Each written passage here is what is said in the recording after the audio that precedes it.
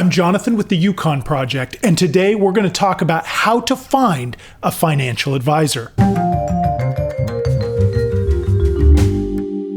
It can be daunting to find a financial advisor. Where do I even start looking for a financial advisor? How do I know if they are any good? How do I know if I can trust them? How much do they cost?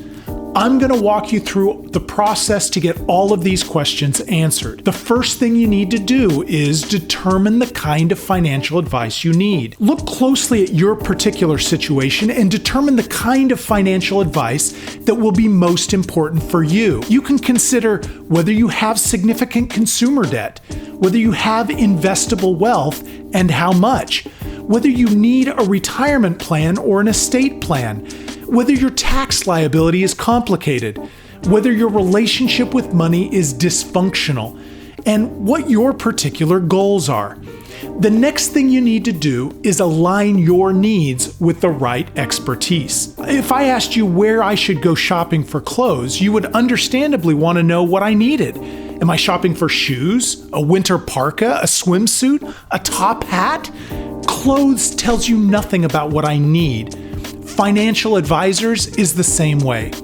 Here are 9 different examples of how a particular financial need might align to a specific type of financial advisor. If you have significant debt or are trying to reestablish good financial habits, you are probably looking for a financial coach, a certified financial wellness consultant, or an accredited financial counselor. If you struggle with damaged credit and need to improve your credit score so you can buy a house or qualify for lower forms of credit, then you might want a certified credit counselor or an accredited financial counselor. If you are at the beginning of your career with very little wealth, but looking to get off on the right foot, then you might need a certified financial planner. If you already have significant wealth, but aren't sure if you are doing the right things, you might need an asset protection planner. If you think you are looking for life insurance information, you might want to talk with a chartered life underwriter. If you are looking to have someone manage a wealth portfolio for you, you might want to speak with a chartered financial professional. If you've been able to amass more than $50,000 in investable assets and are saving regularly, you might need a certified financial planner. If you feel like you have a dysfunctional relationship with money that might stem from childhood trauma, you probably ought to seek out a financial therapist. If you have a complicated tax exposure, you might want to consult a certified public accountant or a certified tax advisor. After you have an idea of what kind of advice you need and the kind of financial advisor you need, you should identify a few potential candidates. Where do you find them though? Search the internet for advisors with the designations you are looking for. While there is nothing wrong with accepting people at the top of the search result, be aware that they may simply be advisors who pay to advertise. That isn't necessarily bad, but you don't want to assume that they are the top of the list for other reasons. One of the best ways to find financial advisors is to visit chartering organizations' websites. Each professional designation, that alphabet soup of letters behind an advisor's name, has a chartering organization. You can Google it or you can visit finra.org to learn what the organization is. If you know what kind of advisor you want, you can visit the organization that issues that designation. If you are looking for a certified financial professional, you can go to the website for the CFP board. From there, you can find a list of professionals. Another good way to find an advisor is to ask for a referral. You can ask around to your family and friends and see who they use and whether they like them. And if you contact an advisor and they are currently not taking new clients, you can ask them if they recommend anyone. The Yukon Project has a tool where you can answer 20 to 30 questions,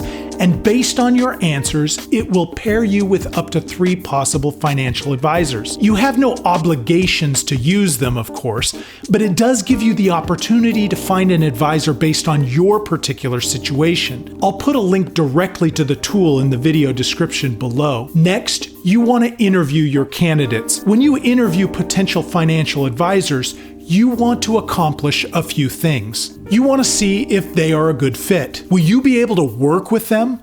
Will you be comfortable enough with them to be open and honest about your situation, your goals, and your concerns? You also want to understand what expectations they are going to have of you. If you aren't comfortable committing to what they think you will need to do, moving forward will just be frustrating for everyone. You want to understand their philosophy. How do they approach the issues that you want them to deal with? What is their investment philosophy? How do they approach insurance? Do they embrace risk or avoid it? How aggressive are they, and how aggressive do you want them to be? You will want to feel comfortable with how they approach financial issues because it is from this basis that they will make their recommendations. You want to be clear about compensation. You will want to know how they charge for their time and services. There aren't necessarily good and bad compensation models, but some models might not align with what you want or what you need done. Should you expect your financial advisor to beat the stock market? Studies have shown that money managers usually don't beat regular index funds for long-term returns.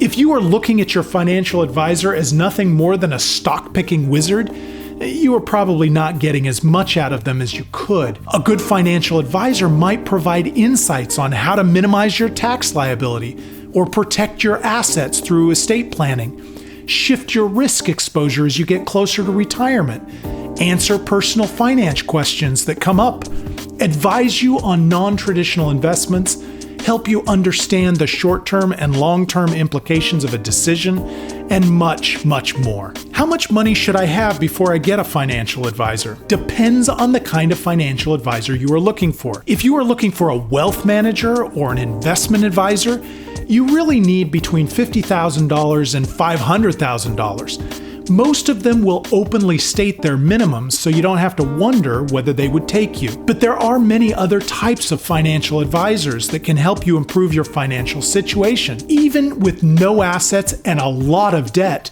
you could benefit from an accredited financial counselor. If any of you have other tips about how to find a financial advisor, leave a comment below so others can benefit from your experience. If you want to learn more about financial advisors or to find one yourself, head on over to the Yukon Project and please consider hitting like and subscribe to our channel. And as always, thanks for watching.